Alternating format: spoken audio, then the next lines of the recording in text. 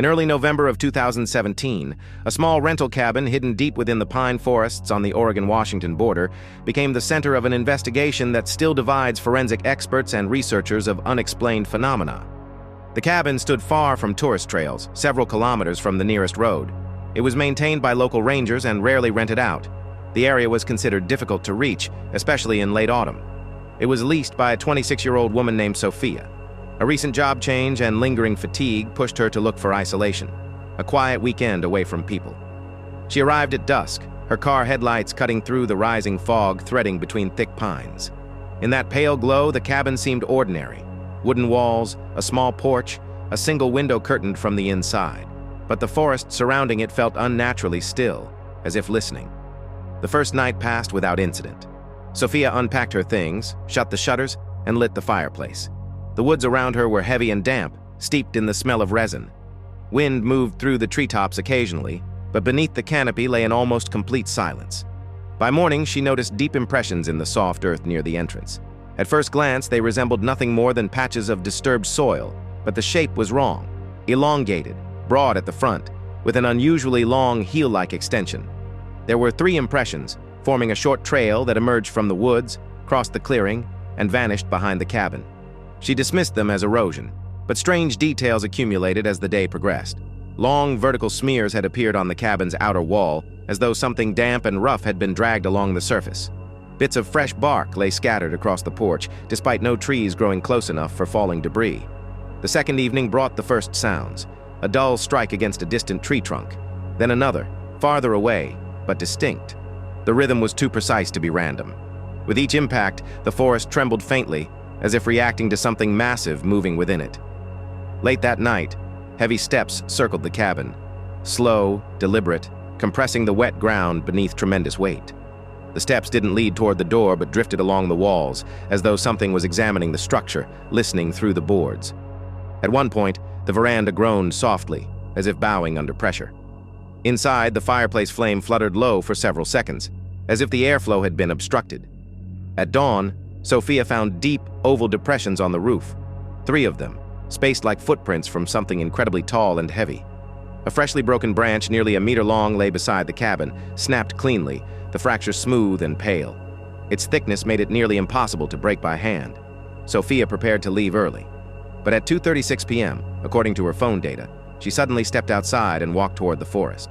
The phone was found later on the porch steps, unbroken, unlocked, camera app open. The final image was a blurred frame, a tall, dark silhouette between the trees, too broad for a person, too massive for any known animal. 40 minutes later, the phone's signal disappeared.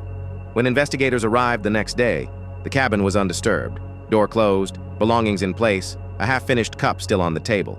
Only the same wide impressions surrounded the clearing, extending into the woods before stopping abruptly, as though the trail had been erased in mid-stride. Sofia was not found that day, or in the weeks that followed.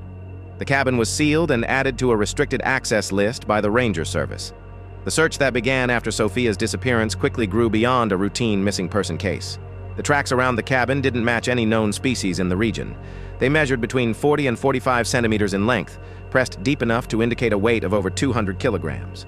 But the stride was the most striking detail, up to 1.5 meters between each impression, ruling out both humans and local wildlife. The prints led northward into a dense section of forest. This area had a long history of unexplained incidents, lost hikers, shattered shelters, tracks in the snow that ended abruptly, and strange vocalizations recorded by hunters. The Ranger archives documented 7 such cases over the past decade, with audio samples capturing growls in frequency ranges too low for human production. Search teams swept the area for nearly a month. Drones scanned the canopy, and ground teams with thermal imaging combed the undergrowth. The forest yielded nothing. Not a scrap of clothing, not a trace of blood, not even a footprint distinguishable as human. Only 2 items were recovered over a kilometer from the cabin. The first, a small plastic flashlight, dented as if crushed by immense pressure. The second, a piece of fabric consistent with Sofia's jacket, cleanly separated without tearing, as though removed in a single, precise motion. 3 weeks into the search, one of the volunteers reported hearing a low, resonant breathing sound coming from a thicket nearby. As the group approached, the air grew dense, saturated with the scent of wet soil. Branches shivered despite the windless calm. Motion sensors then registered a large object moving parallel to the search team, maintaining distance, always out of sight. The following day, a fresh scrape was discovered on a tree trunk, a vertical wound in the bark, over 2 meters high. Lower sections remained untouched. The mark started far above human reach, as if left with a single sweeping motion by something towering. After search operations ceased, the cabin remained under temporary surveillance. A week later, new impressions appeared on the roof, deep, still moist, mirroring the earlier pattern. A single footprint was found in the snow by the door, pressed so firmly it seemed stamped into the earth beneath. Inside the cabin, nothing had been disturbed, but small piles of dry twigs had been arranged in the corners, though none had been there during the previous inspection. The placement suggested deliberate collection. A month later, a hiker reported seeing a dark, towering figure standing motionless between the trees nearly 20 kilometers from the cabin. He described it as far too wide to be human, watching him without movement. As he retreated, he heard heavy steps behind him, steady, measured, following at a distance.